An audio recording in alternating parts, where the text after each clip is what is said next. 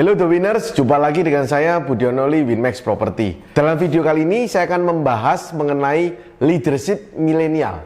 Jadi teman-teman yang masuk generasi milenial wajib menonton video ini sampai habis.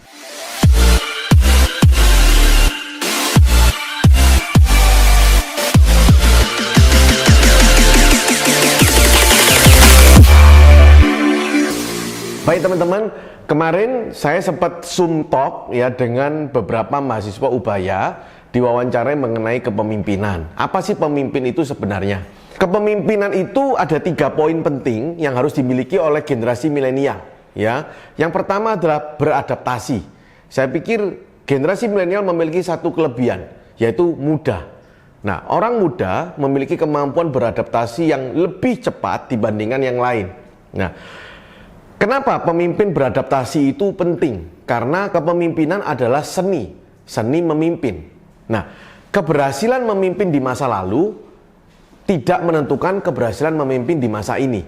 Karena yang kita pimpin itu adalah manusia yang memiliki jiwa emosional, yang memiliki perasaan. Jadi, pada waktu kita memimpin, kita harus bisa beradaptasi, mengenali budaya dari kultur organisasi yang kita pimpin, kotanya, atau bahkan sukunya. Ambil contoh, pada waktu kita memimpin organisasi yang banyak pekerja kasar dengan organisasi yang perbankan, tentu caranya nggak bisa sama, komunikasinya juga tidak bisa sama. Mungkin kalau di level yang lebih kasar, mungkin bahasa kita harus bahasa lebih mengakar rumput.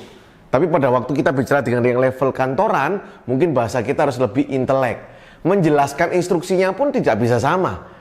Mungkin kalau menyentuh ke sisi emosional lebih diterima kepada level pekerja di level pekerja kasar, tetapi di level pekerja intelek harus lebih yang ke arah logika. Jadi teman-teman, beradaptasi ini adalah sesuatu yang penting pada waktu kita ingin menjadi pemimpin di generasi milenial. Ada 2 hal penting yang harus Anda lakukan kalau Anda ingin bisa menjadi orang yang beradaptasi. Bagaimana caranya? Yang pertama adalah Anda mau memahami mereka. Memahami lingkungan yang Anda anggap baru, memahami orang-orang yang ada di sana. Seperti apa mereka? Dengan cara mendengarkan mereka. Itu Anda harus lakukan. Sehingga Anda bisa mengenali. Ingat, orang yang memahami akan memenangkan hati dari orang yang dipahami. Yang kedua adalah giving. Kalau Anda ingin diterima dan bisa beradaptasi, tentu Anda harus mendapatkan kenyamanan. Ingat, pada waktu Anda ingin mendapatkan kenyamanan, Anda harus giving lebih dahulu. Kalau Anda berada di lingkungan yang baru, misalkan di pekerjaan yang baru, sebagai karyawan baru bagi generasi milenial, jangan pelit. Sering-sering bawa makanan, sering bawa oleh-oleh. Anda pasti diterima oleh mereka. Pada waktu sudah diterima, maka Anda mendapatkan respektasi dari mereka. Memberikan bantuan. Ada karyawan yang kerjanya, rekan kerja yang lembur, yang kerjanya banyak, Anda tawarkan bantuan begitu kerjaan Anda sudah selesai. Ingat, kalau sudah selesai kerjaan Anda, jangan mengorbankan kerjaan Anda sendiri. Prinsip kedua yang harus Anda pegang sebagai pemimpin generasi milenial adalah sebagai problem solver. Yang kedua ini sangat penting karena banyak sekali saya jumpai pemimpin yang malah takut sama masalah. Teman-teman semua, kalau Anda kepingin improve, kalau kita ingin improve, maka Anda harus mau mencari masalahnya. Setelah itu Anda fokus pada solusinya. Jadi kalau kita takut sama masalah, bagaimana bisa kita lakukan perbaikan? Bagaimana kita bisa tahu solusinya? Seperti masa pandemi ini, kalau Anda mencari peluang apa yang paling baik ya masa saat ini, di masa COVID ini, apa bisnis yang baik? Susah. Paling gampang adalah Anda cari masalahnya. Masalah masyarakat ini apa sekarang? Butuh hiburan. Masalah masyarakat apa? Butuh uang. Masalahnya apa? Butuh alat-alat kesehatan. Itu Anda cari.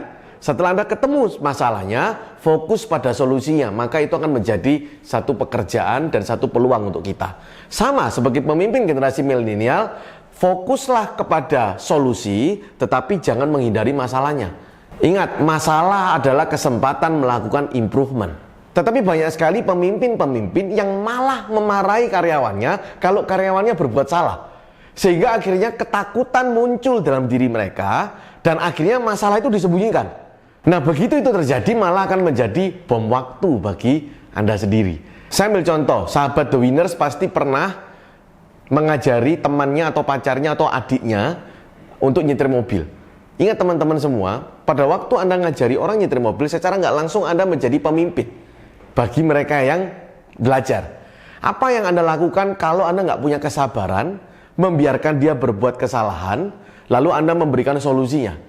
Tapi kalau Anda melakukan marah-marah sama orang yang lagi belajar itu, orang yang baru ini, yang kepingin bisa mengerjakan pekerjaannya yaitu nyetir mobil, bukan dia menjadi expert, tetapi malah menjadi takut. Dan bahkan menganggap pekerjaan nyetir mobil itu tidak menyenangkan.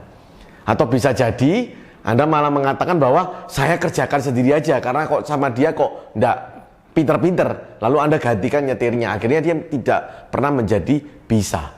Teman-teman semua, problem solving sebagai pemecah masalah, mencari solusi, karena fungsi seorang pemimpin adalah kontrol, bukan sebagai pemain. Jadi kesalahan anak buah itu juga termasuk kesalahan kita. Kalau dia nggak bisa nyetir mobil, nggak bisa expert, itu juga kesalahan kita. Lalu yang ketiga, yang paling penting adalah pengambil keputusan. Ingat teman-teman, leader artinya lead, Anda memimpin, Anda di depan. Artinya Anda mendapatkan kepercayaan dari sekelompok orang, 10, 20, 100 atau 1000, untuk membuat satu keputusan dari yang berbeda-beda pendapat ini. Tentu ada resikonya, ada, yaitu apa? Keputusan Anda salah. Tetapi itulah tugas penting dari seorang pemimpin. Nah, bagaimana kalau pemimpin nggak berani membuat keputusan? Berarti dia tidak memiliki jiwa kepemimpinan. Ingat, tidak ada satupun keputusan yang salah sebelum dieksekusi. Kalau hanya dipikirkan, percuma. Ide itu nothing, ide itu sampah, ide itu nggak ada harganya kalau tidak dieksekusi. Jadi teman-teman, pemimpin yang memiliki jiwa leadership di generasi milenial ini adalah yang berani mengeksekusi. Waktu muda, salah melakukan keputusan, itu nggak apa-apa.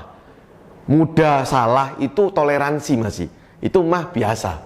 Jangan sampai waktu Anda tua, Anda terpaksa mengambil keputusan-keputusan yang salah karena Anda tidak pernah belajar waktu muda. Tapi banyak sekali seorang pemimpin itu yang pada waktu bicara mengenai keputusan untuk mengeksekusi, itu muter-muter dan nggak pernah dijalankan. Sehingga menghambat orang-orang yang dipimpinnya. Jadi teman-teman semua, jadilah generasi milenial yang memiliki jiwa kepemimpinan yang baik. Jiwa kepemimpinan harus Anda pupuk dari sekarang. Kepemimpinan bukan dipelajari, tetapi dilakukan. Jadi, mulailah mencontoh orang-orang di sekitar Anda, meneladani dan bergaul dengan orang-orang yang memiliki jiwa kepemimpinan yang baik. Jangan mengikuti orang yang memiliki jiwa kepemimpinan yang tidak baik. Teman-teman semua, itu pesan tentang leadership di generasi milenial dari saya. Sampai jumpa, salam sekarang pasti bisa.